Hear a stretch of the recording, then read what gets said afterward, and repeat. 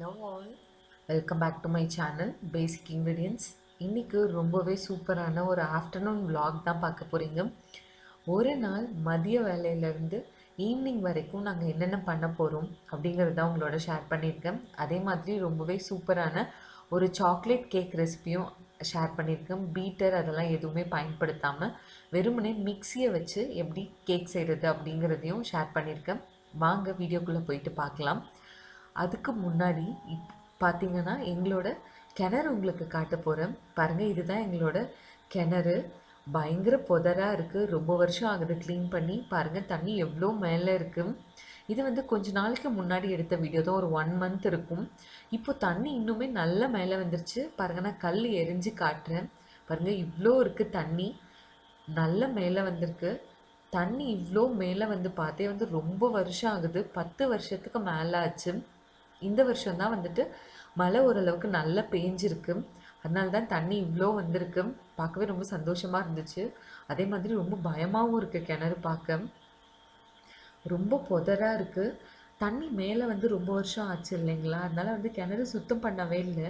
ஏன்னா தண்ணி மேலே வந்ததுக்கப்புறம் சுத்தம் பண்ணால் தான் வந்து ஒரு வேளை அந்த க்ளீன் பண்ணுறவங்க வந்து ஒரு வேளை ஸ்லிப் ஆகிட்டாலும் தண்ணியில் விழுந்து நீச்சல் அடிச்சுக்க முடியும்.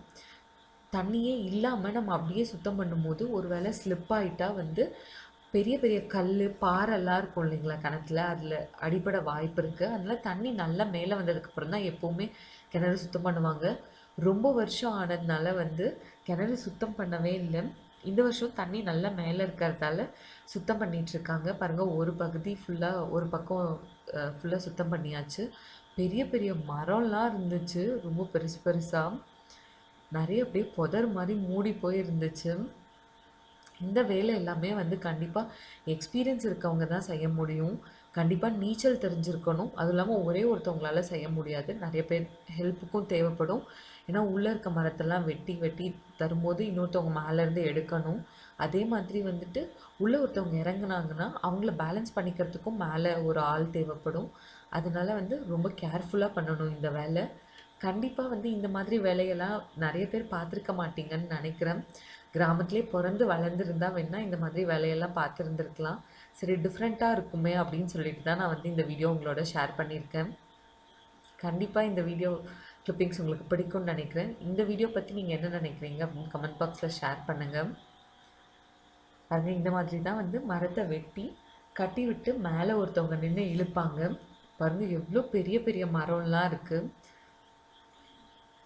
இவ்வளோ மரம் இருந்துச்சு. இது வந்து ஒரு பார்ட் தான், இன்னும் நிறைய அந்த சைட்லாம் இருக்குது. பயங்கர பெரிய பெரிய மரம் கொடி என்னென்னமோ இருந்துச்சு. பெரிய புங்க மரம், அதுக்கப்புறம் வேப்ப மரம் எல்லாமே இருந்துச்சு. பாருங்கள் கோவக்காய் கொடி, இதெல்லாமே பெரிய கோவக்காய் கொடி. கோவக்காய் இருக்குது, அதை பறிக்கணும். இந்த கொம்பெல்லாம் வச்சு வந்து ஒரு கூரை வீடே கட்டலாம், அவ்வளோ மரம் கொம்பு எல்லாம் இருந்துச்சு. இப்போ வந்து இந்த கோவக்காவை நான் பறிச்சுக்க போகிறேன். கோவக்காய் நல்லா நிறையவே தான் இருந்துச்சு. இது வந்து காட்டு கோவக்காய், ரொம்ப ரொம்ப உடம்புக்கு நல்லது. ஆனால் பயங்கரமாக கசக்கும். இதை வச்சு நான் ரொம்பவே சூப்பராக ஒரு புளிக்குழம்பு எப்படி வைக்கிறது கசப்பே இல்லாமல் அப்படிங்கிற வீடியோ வந்து நான் முன்னாடியே போட்டிருக்கேன். அந்த வீடியோ வேணும்னா நான் லிங்க் கொடுக்குறேன், செக் பண்ணி பாருங்கள். பாருங்கள் சுத்தமாயிடுச்சு, ஃபுல்லாக க்ளீன் பண்ணியாச்சு. உங்களுக்கு கண்டிப்பாக டிஃப்ரென்ஸ் தெரியும்னு நினைக்கிறேன்.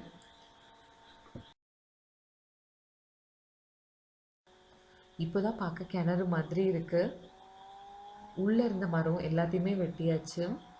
இப்போ வந்துட்டு நான் சாக்லேட் கேக் செய்யலாம் அப்படின்னு சொல்லிட்டு ஈவினிங் டீக்காக வந்துட்டு சாக்லேட் கேக் செய்யலான்னு சொல்லி ரெடி பண்ணிகிட்ருக்கேன். ஃபஸ்ட்டு வந்து அடுப்பில் ஒரு இரும்பு தோசைக்கல் வச்சு அதில் கொஞ்சம் மணல் போட்டு லைட்டாக சூடேற விட்டுருக்கேன். அவனை ப்ரீஹீட் பண்ணுற மாதிரி தான் இது.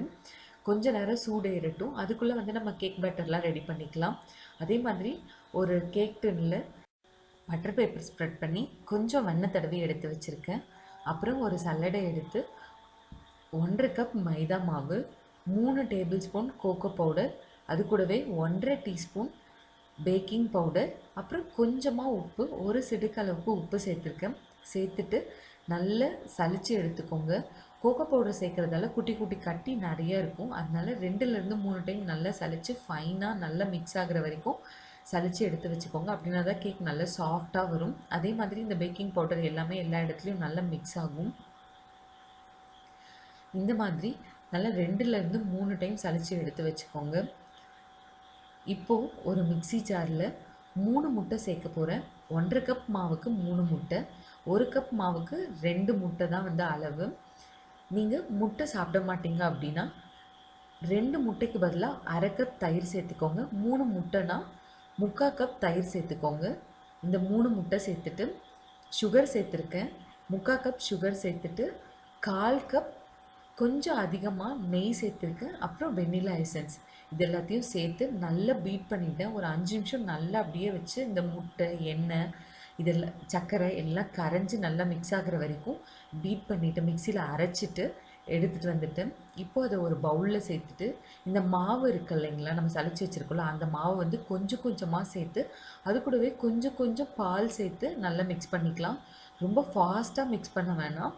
அதே மாதிரி பாலும் வந்துட்டு 1/2 கப் பால் எடுத்து வச்சுருக்கேன். அந்த பாலை வந்து கொஞ்சம் கொஞ்சமாக சேர்த்து மிக்ஸ் பண்ணிக்கோங்க இந்த மாவு சேர்க்கும்போது. அப்படின்னா தான் கட்டிப்படாது. அதே மாதிரி ஒரே டைரெக்ஷன்லேயே மிக்ஸ் பண்ணுங்கள்.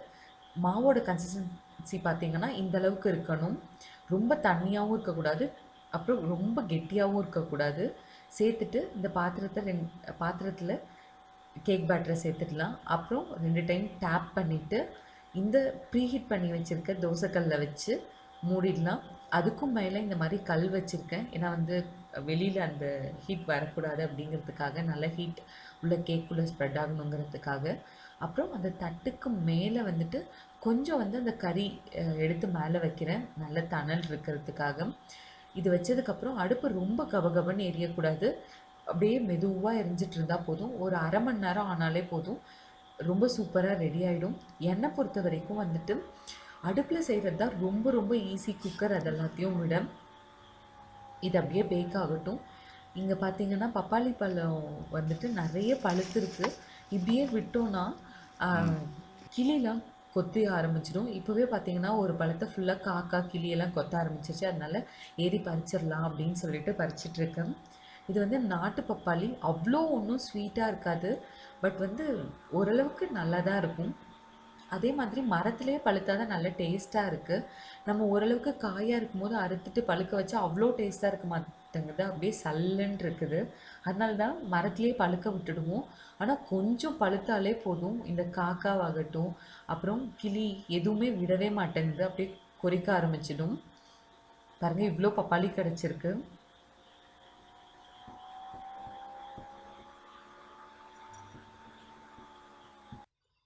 பாருங்கள், ஓரளவுக்கு பழுத்திருக்கும் போதே எப்படி காகம் வந்து கொறிச்சு வச்சுருக்குன்னு சொல்லிட்டு விட்டுருந்தா எல்லா பழத்தையுமே வந்து கொறிச்சிருக்கோம். அதனால தான் வந்து அறுத்துட்டோம். இப்போ பார்த்தீங்கன்னா ஒரு 30 மினிட்ஸ் ஆகிடுச்சு. கேக் குக் ஆகிடுச்சான்னு செக் பண்ணிடலாம். பாருங்கள், பயங்கரமாக வந்திருக்கு, பயங்கர சாஃப்டாகவும் இருந்துச்சு. ஒரு நைஃப் வந்து குத்தி பார்க்கலாம், ஒட்டாமல் வந்துருச்சு. கேக் வந்து சூப்பராக பேக் ஆகிடுச்சு. ஆக்சுவலி அடுப்பில் செய்கிறது ரொம்ப ரொம்ப ஈஸி.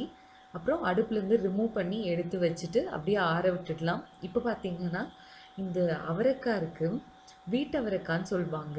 இது வந்துட்டு பறிக்க வந்திருக்கேன் நாளைக்கு சமைக்கிறதுக்காக. காலையில் எழுந்திரிச்சு பறித்தா வந்து டைம் ஆகிடும் அப்படிங்கிறதால வந்து இப்போவே பறித்து வச்சிடலான்னு சொல்லிட்டு பறிக்கிறதுக்காக வந்திருக்கேன். பொங்கல் சீசனில் வந்துட்டு அவரைக்காவுமே ரொம்ப ஃபேமஸ். இந்த சீசன் தான் வந்து அவரைக்காய் நல்லா கிடைக்கும். ஆக்சுவலி அவரைக்காய் வந்து நல்ல பூ எடுத்து காய் பிஞ்செல்லாம் இருந்துச்சு. இப்போ மழை பேஞ்சிக்கிட்டே இருக்கு இல்லைங்களா, அதனால பூ எதுவுமே நிற்கலை, பூலாம் உதிர்ந்து போயிடுச்சு, ரொம்ப வந்து போயிடுச்சு. பாருங்க, அவரைக்காய் இவ்வளோ கிடச்சிருக்கு நல்லா. இப்போ வந்துட்டு கேக் நல்லா ஆறியாச்சு. நல்லா சுட சுட டீ போட்டு டீயோடு வந்துட்டு கேக் சாப்பிட போகிறோம். பயங்கர சூப்பராக இருக்குது. கிளைமேட்டுமே அப்படியே மழை வர்ற மாதிரி இருக்குது, பயங்கர சூப்பராக இருக்குது, சில்லு சில்லுன்னு. இங்கே வியூவுமே ரொம்ப அழகாக இருக்குது, சுற்றி அப்படியே பச்சை பசேல்னு இருக்குது. சுற்றி நெல் வயல், தேங்காய் தோப்பு, பயங்கர சூப்பராக இருக்குது வியூவே. நாங்கள் வந்துட்டு எங்களோட ஈவினிங் டீ என்ஜாய் பண்ண போகிறோம்.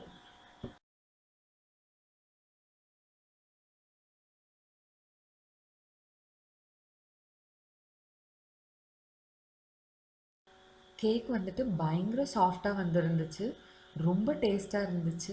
சர்க்கரை மட்டும் கொஞ்சம் கம்மியாக இருந்தது, அவ்வளோதான். பாருங்கள், பயங்கர சாஃப்டாக இருந்துச்சு. அதுவும் டீயோட செம காம்பினேஷன். காஃபி கூடவும் பயங்கரமாக இருக்கும். காஃபியும் சாக்லேட்டும் வந்து சூப்பராக இருக்கும் காம்பினேஷன். ஸோ காஃபியோட இந்த சாக்லேட் கேக் வந்து செம்ம சூப்பராக இருக்கும். சாப்பிட்டு முடிச்சுட்டு இப்போ வந்து கோழிலாம் அடைய டைம் ஆகிடுச்சு. யூஸ்வலாக வந்து நாங்கள் வான்கோழி அது மரத்து மேலே தான் அடையும். ஆனால் இப்போல்லாம் வந்து பக்கத்தில் நெல் வயல்லாம் இருக்கிறதால அது வந்து இந்த கோரை நெல் இதெல்லாம் நெல் பயிர் இதெல்லாத்தையும் தான் நல்லா சாப்பிடும். அந்த தலை இலையை தான் நல்லா சாப்பிடும். அதனால நெல் பயிரை வந்து போய் கொத்திக்கிட்டே இருக்குது. அதனால வந்து கூண்டுக்குள்ளே தான் அடைக்க போகிறோம். அவ்வளோதான். இதோட இந்த வீடியோவை முடிச்சுக்கிறேன். கண்டிப்பாக இந்த வீடியோ வந்து உங்கள் எல்லாத்துக்குமே டிஃப்ரெண்ட்டான ஒரு எக்ஸ்பீரியன்ஸாக இருந்திருக்கும்னு நினைக்கிறேன். அண்ட் இந்த வீடியோ உங்கள் எல்லாத்துக்கும் பிடிச்சிருந்தால் லைக் பண்ணுங்கள். மறக்காமல் நம்ம சேனலுக்கு சப்ஸ்கிரைப் பண்ணுங்கள். பாய்.